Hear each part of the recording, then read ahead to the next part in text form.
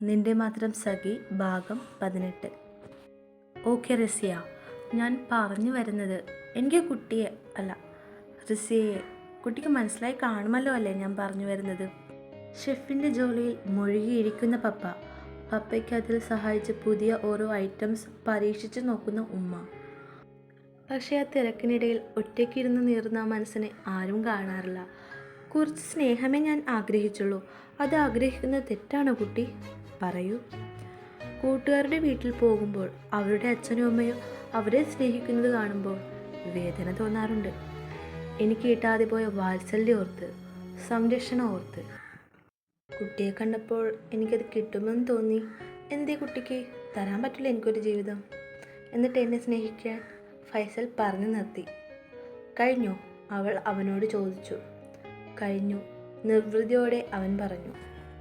ഇനി ഇങ്ങനത്തെ ഡയലോഗ്സ് പഠിച്ചിട്ട് കണ്ണാടിയിൽ നോക്കി തന്നെ പറഞ്ഞാൽ മതി കേട്ടാ കാട്ടുകോഴി, റസിയ അവനോട് പറഞ്ഞു. ഏറ്റില്ല അല്ലേ? ഫൈസൽ ചോദിച്ചു. ഏൽക്കൂല, റസിയ പറഞ്ഞു. അല്ലേലും നമ്മളെ സ്നേഹിക്കാൻ ആരുമില്ലല്ലോ, നമ്മളെയൊന്നും ആർക്കും വേണ്ടല്ലോ. ഇതേ കുട്ടിയുടെ ബസ് വന്നു, കയറിപ്പോക്കും. കുറച്ച് സങ്കടത്തോടെ അവളോട് പറഞ്ഞുകൊണ്ട് ബസ്സിനെ ചൂണ്ടിക്കാണിച്ചുകൊണ്ട് അവൻ പറഞ്ഞു. ഇയാൾ കയറുന്നില്ലേ? റസിയ അവനോട് ചോദിച്ചു. ഇല്ല, ഞാൻ അടുത്ത ബസ്സിന് പൊക്കോളാം. മുറിവേറ്റ ഈ മനസ്സിനെ ഒന്ന് പാകപ്പെടുത്തി എടുക്കണമല്ലോ, അവൻ പറഞ്ഞു. എങ്കിൽ ശരി, മാനസമൈനയും പാടിയിരുന്നോ? അവൾ നീങ്ങി നിന്നു. ബസ് പോയതും അജുവും ജോയലും വന്നതും അവൻ വണ്ടിയിൽ കയറാൻ പോയി. ട്രിപ്പിൾ അടിച്ചാൽ പോലീസ് പിടിക്കും, അജു പറഞ്ഞു. അത് ഞാൻ തമാശക്ക് പറഞ്ഞതല്ല അജുക്കുട്ടാ, അജുവിൻ്റെ കവളിൽ പിടിച്ചുകൊണ്ട് ഫൈസൽ പറഞ്ഞു. കൊച്ച് ആട്ടി വിട്ടെന്ന് തോന്നുന്നു, ജോയൽ പറഞ്ഞു. ഇല്ലടാ, നീ വണ്ടി എടുക്കജു. ഒന്നും അങ്ങോട്ട് ഏൽക്കുന്നില്ല, ഫൈസൽ പറഞ്ഞു. പോട്ടേടാ, ജോയൽ അവനെ ആശ്വസിപ്പിച്ചു. സെൻറ്റി അടിക്കാതൊന്ന് വണ്ടിയെടുത്ത് പോടാ, കുറച്ച് അപേക്ഷയോടെയും കുറച്ച് സങ്കടത്തോടെയും ഫൈസൽ പറഞ്ഞു.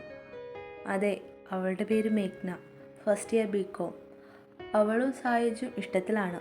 ഏഞ്ചലും അലക്സും വാഗമന ചുവട്ടിലിരുന്ന് സംസാരിക്കുന്നുണ്ടായിരുന്നു. പിന്നെ സായുജും മേഘ്നയും.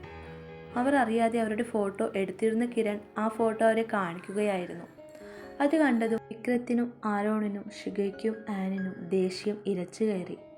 കൂടുതൽ അവരെ അടുക്കാൻ സമ്മതിക്കരുത് വിക്രം, ഷിഗ പറഞ്ഞു. അത് വളരെ ശരിയാണ്, അടുത്താൽ ഭയങ്കര പ്രശ്നമാണ്, ആരോൺ പറഞ്ഞു. നമുക്ക് വെറുതെ ഒന്നും ചെയ്യാൻ പറ്റില്ലല്ലോ, ആൻ അവരെ നോക്കിക്കൊണ്ട് പറഞ്ഞു. പക്ഷെ എങ്ങനെ, എപ്പോൾ, എന്ന്? കിരൺ ചോദിച്ചു. പ്ലാൻ ചെയ്യണം കിരൺ, രാഹുൽ പറഞ്ഞു കൊടുത്തു. അതെ, പ്ലാൻ വേണം, പിടിക്കപ്പെടരുത് അതിൽ, വിക്രം ഗൂഢമായ സ്വരത്തോടെ പറഞ്ഞു. ഞാനൊരു ഐഡിയ പറയട്ടെ, ഷിഗ അവരോട് ചോദിച്ചു. പറയ് ഷിഗ, ആരോൺ പറഞ്ഞു. ആ മേഘ്നയെ പൊക്കണം. അവൾക്ക് എന്തെങ്കിലും പറ്റിയാൽ അത് അലക്സിൻ്റെ തലയിൽ വെച്ചു കൊടുക്കണം. നീ എന്തൊക്കെയാ ഷിഗ പറയുന്നത്? എനിക്ക് വേണം അലക്സിനെ, ആൻ പറഞ്ഞു.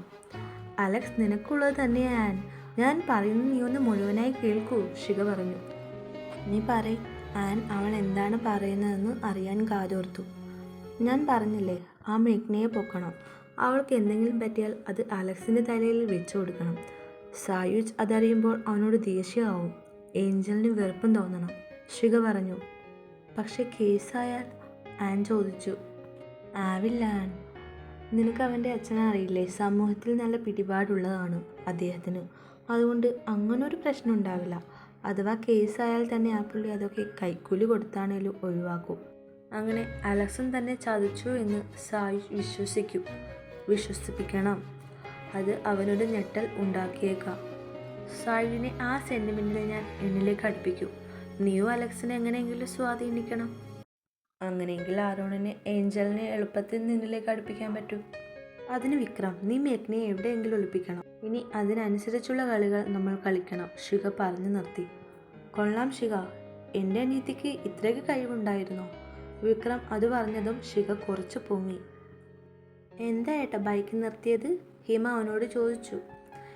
എന്താ പറ്റിയത് നിനക്ക്? ഒരനക്കം പോലും ഇല്ലല്ലോ. വണ്ടിയിൽ വന്നിരുന്നപ്പോൾ തൊട്ട് ശ്രദ്ധിക്കുന്നതാ ഞാൻ, അവൻ പറഞ്ഞു. ഒന്നുമില്ല ഏട്ടാ, അവൾ അവൻ്റെ തോളിൽ കിടന്നു. സത്യമാണോ അമ്മു? അവൻ ചോദിച്ചു. അവൾ പതുക്കി മൂളി. നീ എന്നു മുതൽ അമ്മുവിനോട് കള്ളം പറയാൻ തുടങ്ങിയത്? അവന് ചെറുതായി ദേഷ്യം തോന്നി. ഞാൻ കള്ളം പറഞ്ഞില്ല ഏട്ടാ. ഏട്ടന് തോന്നുന്നതാവും, ഹിമ പറഞ്ഞു. അതിന് നീ എന്താ മുഖം താഴ്ത്തി പറയണേ? നേരെ നോക്കി പറഞ്ഞൂടെ? അത് പറഞ്ഞവൻ ബൈക്ക് എടുത്തു.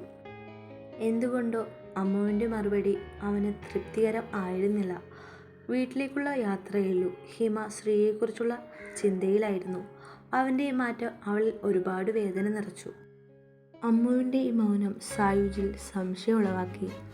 അത്രയും നേരം തങ്ങളുടെ കൂടെ ഇരുന്നിട്ട് കുഴപ്പമില്ലാഞ്ഞു. ആ കുട്ടിയുടെ കൂടെ പോയിട്ട് വന്നപ്പോൾ മുതലാണ് അമ്മു നിശബ്ദമായി ഇരുന്നത്.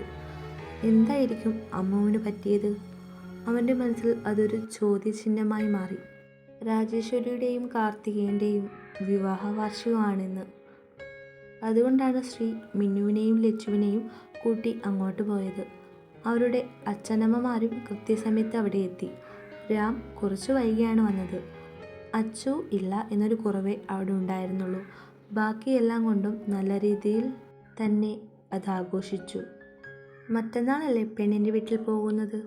കസേരയിൽ ഇരിക്കവേ കാർത്തികേയൻ ചോദിച്ചു. അതേ കാർത്തികേയ, രാമചന്ദ്രൻ പറഞ്ഞു.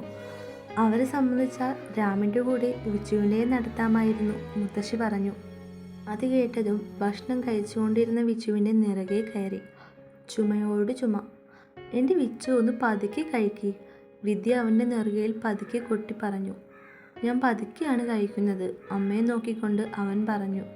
അതിന് വിച്ചുവേട്ടന് പെണ്ണിനെ തപ്പണ്ടേ? ലച്ചു അവരോടായി ചോദിച്ചു. തപ്പാനെന്താ കോഴിക്കുഞ്ഞു? മിന്നു പറഞ്ഞു.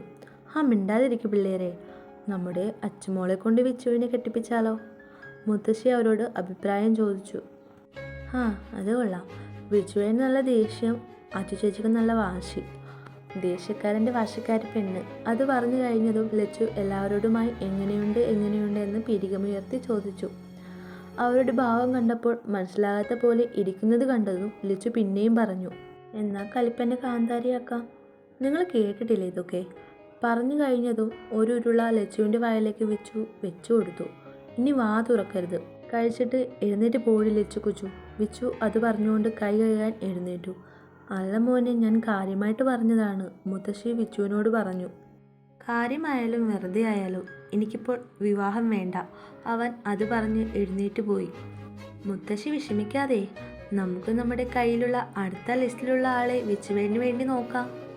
ഒന്നിൽ പിഴച്ചാൽ മൂന്നെന്ന് കേട്ടിട്ടില്ലേ? We are try. നമ്മുടെ ട്രൈയിൽ വിച്ചുവേട്ടൻ വീഴും. മുത്തശ്ശിയുടെ മുഖം കണ്ടപ്പോൾ ലച്ചു പറഞ്ഞു. ദേ അവിടെ ഇരിക്കുന്നവർ അവളെ അന്തം വിട്ട് നോക്കുന്നു. എന്നെ നോക്കിയിരിക്കാതെ നിങ്ങൾ ഭക്ഷണം കഴിച്ചേ. എവിടെയും എൻ്റെ കണ്ണെത്തണമെന്ന് വെച്ചാൽ എന്ത് കഷ്ടാ. എൻ്റെ ഈശ്വര, ഇവരൊക്കെ എന്താ ഇങ്ങനെ? ലച്ചു അത് പറഞ്ഞുകൊണ്ട് അവളുടെയും വിച്ചുവിൻ്റെയും പാത്രം എടുത്തുകൊണ്ട് എഴുന്നേറ്റു. ഇവിടെ ഇപ്പോൾ എന്താ സംഭവിച്ചേ? മിന്നു ശ്രീയോട് ചോദിച്ചു. ലച്ചു ഒരു പടക്കം പൊട്ടിച്ചതാ, ശ്രീ പറഞ്ഞു.